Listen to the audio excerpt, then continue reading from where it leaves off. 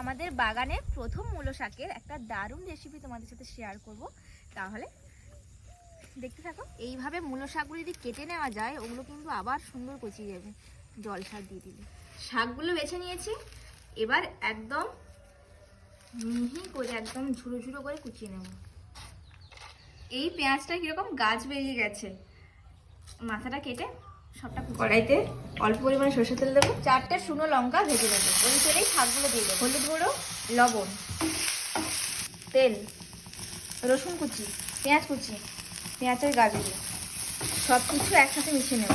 2টো ভাজা লঙ্কা হাতে এরকম গুঁড়ো করে নেব, এবার মিশিয়ে দেবো। বাগানের টাটকা কচি মূলো শাক দিয়ে এরকম ভাজা খেতে খুবই ভালো লাগে শীতকালে। গ্যাসের ফ্লেমটা অফ করে দিলেই রেডি হয়ে গেল মূলো শাকের ভাজা। এটা কিন্তু খুবই সহজ একটা রেসিপি, আর এর স্বাদও কিন্তু খুব সুন্দর। তোমরা বাড়িতে ট্রাই করতে পারো।